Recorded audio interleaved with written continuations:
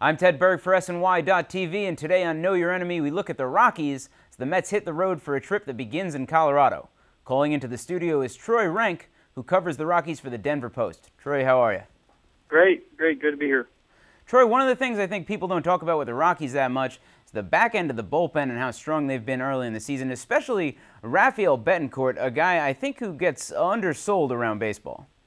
He's perfect and save opportunities this year. It was a big challenge can he get out of the gate strong. Aprils have been historically bad for him, and this year was different because they're asking him to close. It's one thing to struggle when you're the seventh, eighth inning guy and they kind of pitch around you.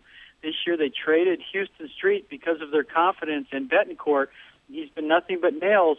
He's unusual in that he throws a four-seam fastball, and he lives up in the zone, things you don't see many pitchers in the big leagues do anymore. I mean, every reliever is slider, cutter, sinker, and Rafael Betancourt is four-seam fastball high and higher, and he'll throw a little changeup in there once in a while, but been very effective so far.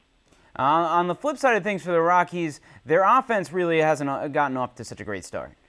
You know, it hasn't. It's been disappointing because on paper they believe they should be a top 2-3 offense in the National League, but just been inconsistent. You know, they've had a game where they scored 17 runs, but they've had 8 games out of 19 or 8 games out of 18 where they've scored 3 runs or less. You know, so it's really been, as I wrote today, beast or famine.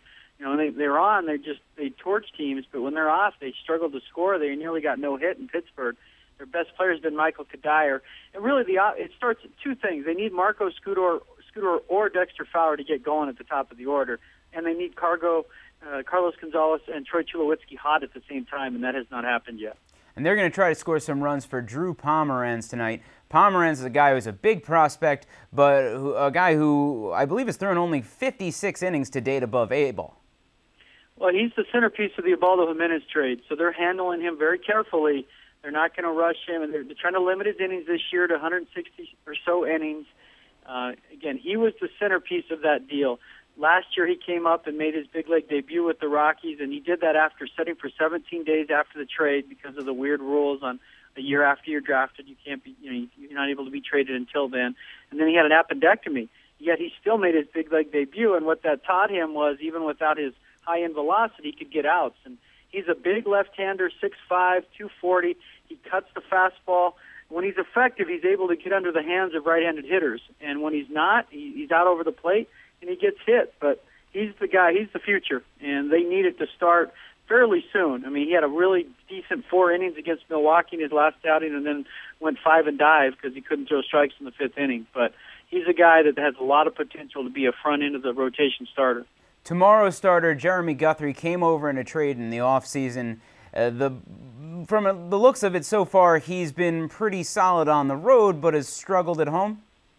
Yeah, he's not pitched well at home, including the game where he had a 6-0 lead. That was disappointing that he couldn't hold it and couldn't even get out of the 4th.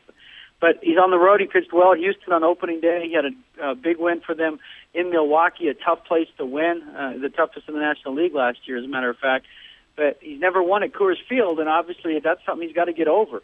You know, you're not going to pitch your best ball consistently at Coors Field, but you got to be able to, get 6-3, 7-3, and along those lines. And he's been everything they've asked for in terms of being a leader, work ethic, setting a good example, all the things they had heard about him. He's delivered on that, but he's got to pitch better at home. And then finally, Sunday, the big story, the fun story, Jamie Moyer, the best pitcher on their team so far, throwing 78. How long can this possibly last?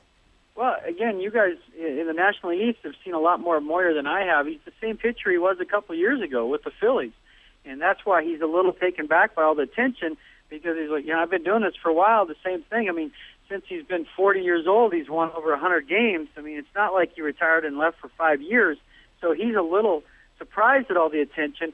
On the night he set the record to become the oldest pitcher to win a big league game, his fastest pitch was 79, his slowest pitch was 67, and as I've told people since I saw him in spring, it's slower and slowest. He throws below bat speed, number 1, but it's not just that. There's not a pitch he throws that's straight.